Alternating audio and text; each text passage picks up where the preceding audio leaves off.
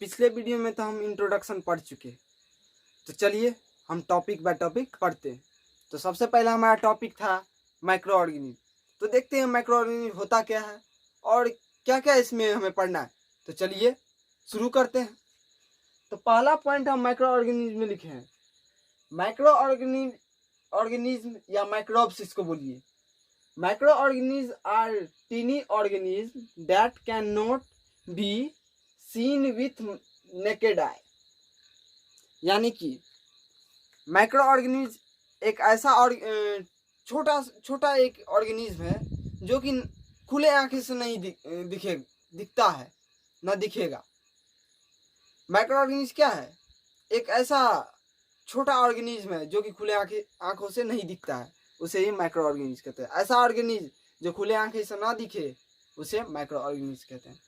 और हम इसमें दूसरा पॉइंट लिखे हैं, micro organism can be seen with microscope. यानी कि माइक्रो ऑर्गेनिज्म को देखने के लिए हमको क्या चाहिए? माइक्रोस्कोप चाहिए। माइक्रोस्कोप तो आप सब अच्छा से जानते होंगे, जो एक डिवाइस है, उससे क्या किया जाता है? छोटे चीज को बड़े करके देखा जाता है। और लास्ट पॉइंट हम लिखे हैं एक, the study of micro organism called microbiology. यानी कि माइक्रो ऑर्गेनिज्म के बारे में जो पढ़ेंगे हम उसे माइक्रोबायोलॉजी कहेंगे। यानी कि माइक्रो ऑर्गेनिज्म में जो भी चीज हम पढ़ेंगे उस स्टडी को क्या कहेंगे? माइक्रोबायोलॉजी। जैसे बोन के बारे में पढ़े थे, क्या कहे थे? स्केलेटन सिस्टम पढ़ रहे हैं, उसी प्रकार माइक्रो ऑर्गेनिज्म के बारे में पढ़ेंगे उसे कहेंगे माइक्रोबायोलॉजी। क्या कहेंगे? माइक्रोबायोलॉजी भैया, माइक्रोबायोलॉजी। तो चलिए देखते हैं अब माइक्रो ऑर्गेनिज्म का ग्रुप क्या है, कितने ग्रुप में बांटा गया। माइक्रो ऑर्गेनिज्म 5 ग्रुप में बांटा गया है। पहला bacteria, virus, algae, fungi and protozoa. मतलब किस किस में? पहले बैक्टीरिया में, दूसरा वायरस में, तीसरा अलगी में, चौथा फंगी में, पांचवा प्रोटोजोआ में। 5 माइक्रो ऑर्गेनिज्म 5 ग्रुप में बांटा गया है। तो चलिए एक एक करके हर एक को हम टॉपिक बाय टॉपिक एकदम पॉइंट बाय पॉइंट डिटेल में पढ़ेंगे। अब पढ़ते हैं हम बैक्टीरिया के बारे में। तो जानेंगे बैक्टीरिया होता क्या है और किस तरह का उसका शेप है और कहाँ कहाँ पाया जाता है, वो किस तरह का न्यूट्रिशन करता है, और क्या वो हेटरोट्रॉपिक है या ऑटोट्रॉपिक है, किस तरह का रिस्पिरेशन करता है, एरोबिक एनारोबिक। तो चलिए शुरू करते हैं। तो पहला पॉइंट हम लिखे बैक्टीरिया के बारे में।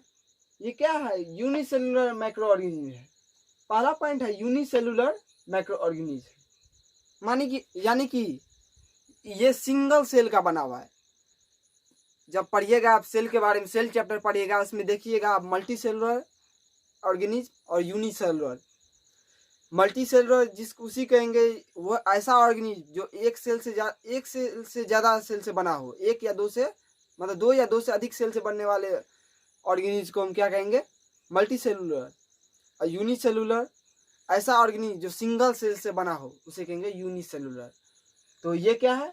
यूनिसेलुलर माइक्रो ऑर्गेनिज्म है। मतलब ये एक सिंगल सेल, किस सेल से है? किस तरह का सेल से है? Single cell. ये सिंगल सेल से बना हुआ माइक्रो ऑर्गेनिज्म। ये तो जान गए सिंगल सेल से। अब कहाँ कहाँ ये मिलता है? ये कहाँ कहाँ मिलता है? ये मिलता है एयर, लैंड, वाटर। मतलब क्या? Found in everywhere. ये जहाँ मन हर जगह मिलता है हमको। माइक्रो ऑर्गेनिज्म कहाँ कहाँ मिलता है? माइक्रो ऑर्गेनिज्म बोलते हैं बैक्टीरिया। कहाँ कहाँ मिलता है? ये एयर में, वाटर में, लैंड पे भी। मतलब क्या? ये बहुत खत्म है, ये एकदम सब जगह मिल जाता है बेचारा। अब देखते हैं सबसे पहला बैक्टीरिया आया कौन था अर्थ पे, वो भी देखना है। इसका प्रजाति शुरू से, इसका वंशज है कहाँ से, ये कहाँ से शुरू हुआ है। तो पहला बैक्टीरिया आया है अर्थ पे जिसका नाम है साइनोबैक्टीरिया, या उसको ब्लू ग्रीन एल्गी बोलिए या आर्की बैक्टीरिया बोलिए। तीनों नाम याद रख कर लीजिएगा, या साइनोबैक्टीरिया या ब्लू ग्रीन अलगी। ब्लू ग्रीन अलगी, ये अलगी सिर्फ लिखा हुआ, ये बैक्टीरिया है, नाम है ब्लू ग्रीन अलगी, लेकिन क्या है? बैक्टीरिया है। उसके बाद लिखे हैं आर्की बैक्टीरिया। मतलब क्या? तीनों में से कोई भी एक नाम लिख दीजिए। क्या? First bacteria on earth. वैसे 2 ही रहता है हर एक बुक में, साइनो बैक्टीरिया या ब्लू ग्रीन, लेकिन आर्की बैक्टीरिया हम अलग से लिखे हुए। पहला आने वाला इसका वंशज कहाँ से आया है? इसका वंशज शुरू कहाँ से हुआ है? इसका वंशज शुरू हुआ है किससे? ब्लू ग्रीन एल्गी या आर्की बैक्टीरिया या साइनो बैक्टीरिया से। अब हम देखते हैं चौथा पॉइंट में लिखा है बैक्टीरिया शेप कैसा होता है, रॉड लाइक होता है, ऐसा होता है रॉड लाइक है। उसकी क्या है, स्पाइरल है। अरे भैया स्पाइरल है और स्फेरिकल भी है। स्फेरिकल मतलब क्या, एकदम गोलाकार तरह का, मतलब रॉड के तरह भी है, स्पाइरल भी है, स्फेरिकल भी है, ये तीनों शेप में है। उसके बाद हम लिखे हैं सम हेट्रोट्रॉप। सम बैक्टीरिया कैसा होता है, कुछ बैक्टीरिया हेट्रोट्रॉप है, मतलब क्या दूसरे पे डिपेंड करता है। हेट्रोट्रॉप एनिमल किसे कहेंगे, ऑर्गेनिज्म किसे कहेंगे, जो दूसरे पे डिपेंड करता हो फूड के लिए, उसे कहेंगे हेट्रोट्रॉप। और कुछ है ऑटोट्रॉप है। ऑटोट्रॉप में देखते हैं कौन कौन है।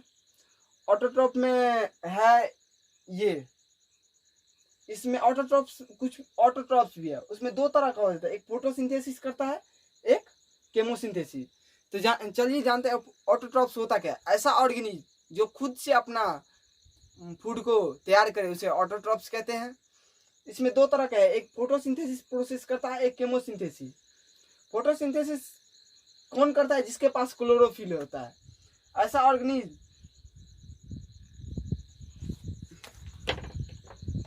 ऑटोट्रॉप्स दो तरह का प्रोसेस करता है, एक फोटोसिंथेसिस करता है। फोटोसिंथेसिस वाले किसे कहेंगे, ऐसा ऑर्गेनिज्म जो जिसके पास क्लोरोफिल हो, जो सनलाइट का यूज करे, उसे कहेंगे फोटोसिंथेसिस करने वाले ऑर्गेनिज्म। जैसे साइनोबैक्टीरिया क्या करता है, फोटोसिंथेसिस। एक केमोसिंथेसिस प्रोसेस होता है, इसमें क्या करता है, केमिकल रिएक्शन करता है। इसमें कौन सा रिएक्शन करता है, केमिकल रिएक्शन करता है। अब देख कुछ बैक्टीरिया क्या होता है, एरोबिक रिस्पिरेशन भी करता है, एनारोबिक रिस्पिरेशन भी। एरोबिक रिस्पिरेशन किसे कहेंगे, जिसमें ऑक्सीजन के रिक्वायर्ड हो, उसे एरोबिक कहेंगे। एनारोबिक रिस्पिरेशन उसमें जिसमें ऑक्सीजन रिक्वायर्ड नहीं कर। ऐसा ऑर्गेनिज्म ऐसा रिस्पिरेशन जिसमें क्या करे, ऑक्सीजन का जरूरत पड़े, उसे एरोबिक कहेंगे। एनारोबिक हमको नहीं चाहिए भाई ऑक्सीजन, उस सब का कहना है, उस प्रोसेस में रिस्पिरेशन में हमको नहीं चाहिए ऑक्सीजन, मतलब क्या, एनारोबिक। जान गए। अब चलिए सेकंड पॉइंट के बारे में पढ़ते हैं। पहले हम तो बैक्टीरिया के बारे में पढ़े, अब पढ़ते हैं वायरस के बारे में। वायरस होता क्या है, और देखेंगे इसको क्या मीडियम चाहिए जीने के लिए, क्या चाहिए, और क्या चीज़ से बना हुआ होता है, और ये किस तरह से दिखता है। तो चलिए देखते हैं।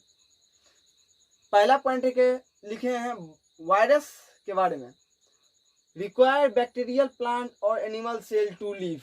मतलब क्या, ये इसको बैक्टीरियल प्लांट का जरूरत पड़ता है या एनिमल सेल का जरूरत पड़ता है लिव रहने के लिए, जिंदा रहने के लिए। यानी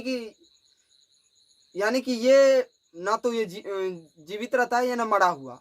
मतलब क्या, कोई इसको होस्ट चाहिए जिंदा रहने के लिए। होस्ट मतलब कोई भी लिविंग ऑर्गेनिज्म चाहिए इसको जिंदा रहने के लिए, वरना ये कभी ये मरा, कोई चीज़ कहीं मरा नहीं मिला कोई जीने के लिए तो ये मरा गया, फिर कुछ मिल गया जीने के लिए तो ये फिर जिंदा हो गया।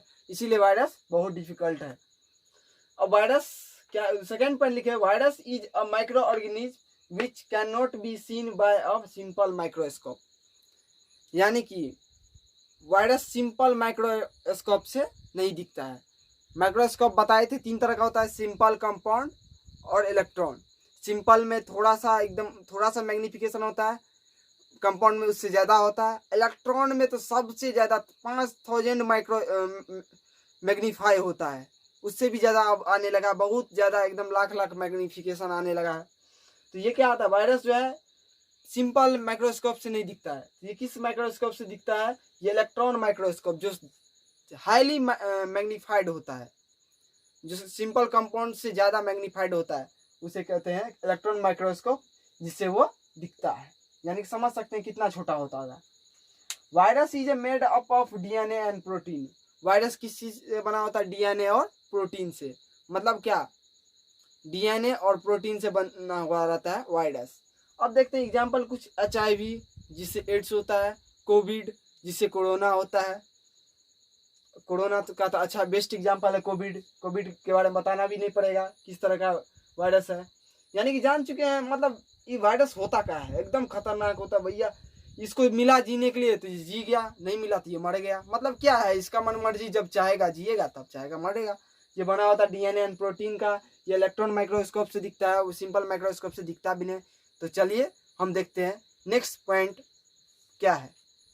तो अब हम पढ़ते हैं यूनिसेलुलर एल्गी के बारे में। जानेंगे यूनिसेलुलर एल्गी होता क्या है, ये कहाँ पाया जाता है और किस तरह का न्यूट्रिशन करता है, क्या ये मोटाइल है या नॉन मोटाइल है। तो चलिए देखते हैं। सबसे पहला पॉइंट हम लिखे हैं, algae are extremely wide spread, यानी कि ये बहुत जल्दी फैल जाता है। एल्गी क्या है भैया, ये क्या करता है, जल्दी अपने आप को फैला लेता है। एल्गी एकदम है, साम्राज्य अपना फैला लेता है। उसका दूसरा पॉइंट लिखे हैं, most live in water and few live on land, यानी कि ज़्यादातर ये अपना जो एकदम वंश को फैलाता है कहाँ, पानी के नीचे ही, ना कि ऊपर में। लैंड में थोड़ा बहुत एक दो भटकते अटकते आ जाता है, वरना क्या लमसम पूरा अपना प्रजाति क्या करता है, ये पानी में ही, थोड़ा बहुत जमीन पे। और तीसरा पॉइंट लिखे हैं, they contain chlorophyll and perform photosynthesis like plant. ये क्या देखिए, ये क्लोरोफिल को क्या करता है, इसमें पाया, क्लोरोफिल इसमें पाया जाता है। तो क्या करता है, जब क्लोरोफिल पाएगा तो भाई क्या होगा, ये फोटोसिंथेसिस परफॉर्म ही करेगा। मतलब क्या, ऑटोट्रॉपिक है। क्या ये ऑटोट्रॉपिक है, ये इसके पास क्लोरोफिल होता है, जिसके हेल्प से वो क्या करता है, फोटोसिंथेसिस को परफॉर्म करता है, फोटोसिंथेसिस प्रोसेस को अप्लाई करता है, अपना खाना बनाता है, like other plant, like plant की तरह। दूसरा है unicellular algae found in water as phytoplankton. ये एल्गी क्या किस तरह वाटर में पाया जाता है, फाइटोप्लैंक्टस की तरह। आप जानते हैं फाइटोप्लैंक्टस क्या होता है, फाइटोप्लैंक्टन्स क्या होता है। Phytoplankton are plant like floating microorganism. ये एक प्लांट है जो कि क्या करता है, माइक्रो ऑर्गेनिज्म की तरह तैरता है, फ्लोटिंग माइक्रो ऑर्गेनिज्म है, like floating micro organism. Phytoplankton are plant like floating micro organism. जानेंगे फाइटोप्लैंक्टस क्या होता है। अब लास्ट पॉइंट हम लिखे, unicellular algae are non motile, यानी कि इसके पास पाँव नहीं है भैया, ये घूमेगा नहीं, एकदम जहां एकदम वहीं रहेगा, लेकिन अपना साम्राज्य को फैलाते जाएगा, एकदम फैलाते जाएगा, लेकिन ये मूव नहीं करेगा। तो लेकिन एक और लास्ट में लिखे, while chlamydomonas are actively motile with help of flagellum. क्या करता है क्लाइमोडोमोनाज, एक इस तरह का होता है, देखिए ये जैसे क्या, इसमें ये हुआ क्लाइमोडोमोनाज, ये उसका सेल, इस दोनों पार्ट को क्या बोलेंगे, फ्लैजिला कहेंगे। इस दोनों पार्ट को हम फ्लैजिला कहेंगे। इसी पार्ट से क्या करता है, ये मूव करता है। अच्छा से बनाते हैं।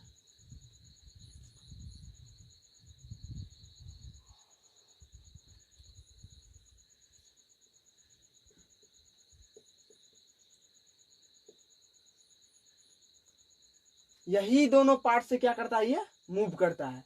इसके सब यूनिसेलुलर एल्गी जो है ना, वो नॉन मोटाइल है, लेकिन क्लाइमोडोमोनाज क्या है, ये मोटाइल है। उसके पास क्या है, फॉल्स फीट है, जिसको कहते हैं फ्लैजिला।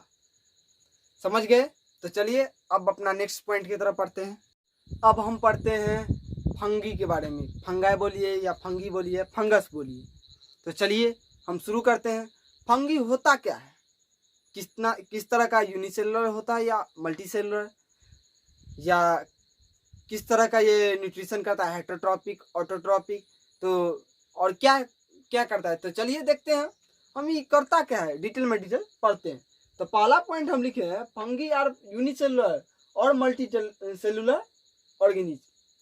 फंगी क्या है, यूनिसेलुलर भी है और मल्टी सेलुलर भी है। यानी कि पहले बताए थे ना, अभी कुछ देर पहले ही हम आपको बताए थे यूनिसेलुलर और मल्टी सेलुलर के बारे। यूनिसेलुलर ऑर्गेनिज्म किसको कहेंगे, जो सिंगल सेल से, भैया सिंगल सेल से बना हुआ क्या बोलेंगे, यूनिसेलुलर। मल्टी सेलुलर को क्या बोलेंगे, जो दो या दो से अधिक सेल से बना हुआ कहेंगे मल्टी सेलुलर। तो देखते हैं। इसके नीचे हम लिखे ईस्ट और मशरूम, यानी कि सिंगल सेल वाले फंगी का नाम है, एक एग्जाम्पल है ईस्ट, और मल्टी सेलुलर फंगी का एक एग्जाम्पल है मशरूम। मशरूम जो देखते हैं, मशरूम खाते जो हैं, वो भी एक क्या है, फंगी ही है। उसको कौन सा है, ये मल्टी सेलुलर फंगी है। कभी भी आप देखिएगा तो आप बोलेगा मल्टी सेलुलर फंगी का एग्जांपल याद आ जाएगा। ओहो, मशरूमी का तो एक है जो मल्टी सेलुलर है।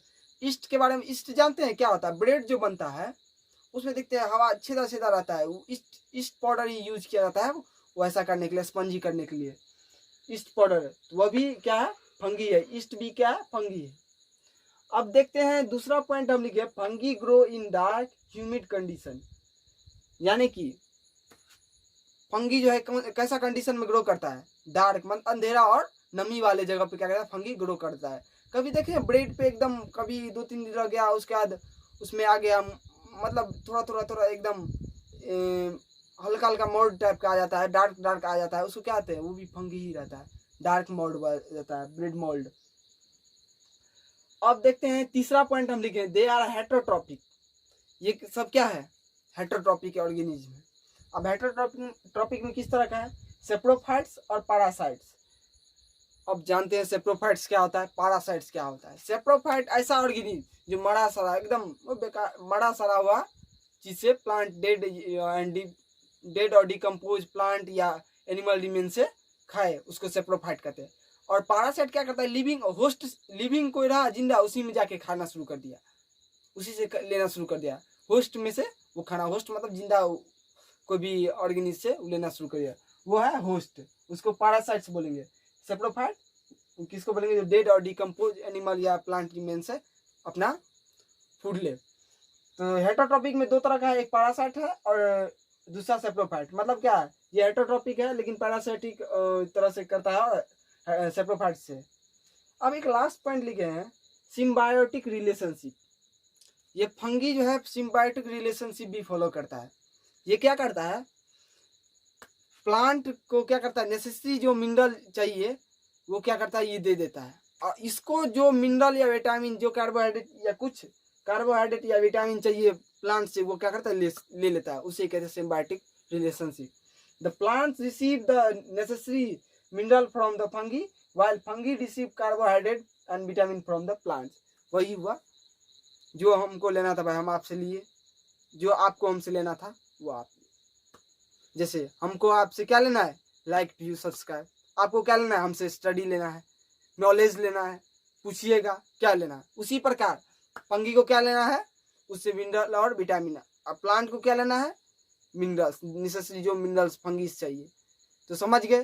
तो चलिए हम बढ़ते हैं नेक्स्ट टॉपिक की तरफ। तो अब चलिए हम लास्ट ग्रुप पे आ चुके हैं, प्रोटोजोआ। इसके बारे में पढ़ते हैं, प्रोटोजोआ के बारे में। प्रोटोजोआ होता क्या है, किस तरह का ऑर्गेनिज्म है, क्या ये मल्टी सेलुलर है या यूनिसेलुलर, क्या करता है? तो चलिए देखते हैं। तो पहला पॉइंट हम लिखे, protozoa are unicellular animals like micro organism. ये किस तरह का ऑर्गेनिज्म है? ये यूनिसेलुलर एनिमल्स है। ये प्रोटोजोआ क्या है? यूनिसेलुलर ऑर्गेनिज्म, मतलब कि सिंगल सेल से ये बना है। भैया ये किस तरह का सेल से बना हुआ है? सिंगल सेल से बना हुआ है प्रोटोजोआ। अब दूसरा पॉइंट हम लिखे हैं, they found in stagnant water, pond, soil, ocean and in animal faces. ये कहाँ कहाँ पाया जाता है? स्टैग्नेंट वाटर मतलब क्या है? रुका हुआ पानी में। पॉन्ड में भी क्या है? रुका हुआ पानी है।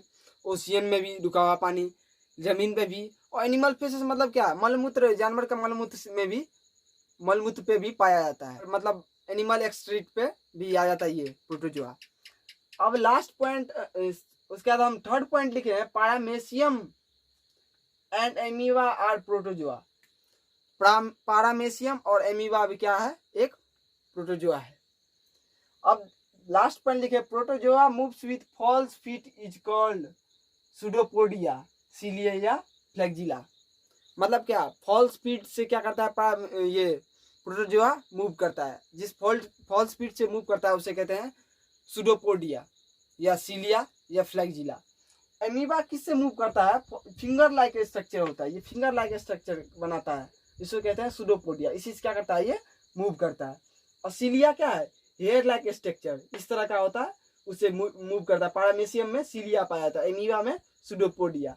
और फ्लैगजिला किस में बताए थे? क्लाइमोनोडाज में। वो तो चला गया उसमें, बैक्टीरिया में। लेकिन फिर भी ये देखिए, एमीबा में क्या पाया था? सुडोपोडिया। Paramecium cilia. मतलब क्या, इसके पास ये मूव किससे करता है, सिलिया से। इसमें हम देख लिए प्रोटोजोआ यूनिसेलुलर ऑर्गेनिज्म है। इसकी ये कहाँ कहाँ पाया जाता है, रुका हुआ पानी स्टैग्नेंट वाटर में, पॉन्ड में, तालाब में, फिर उसके बाद ओशियन में और एनिमल फेसेस में, जानवर के मलमूत्र में। उसके बाद हम देखते हैं ये पैरामेशियम और एमीबा भी क्या है, ये प्रोटोजोआ है।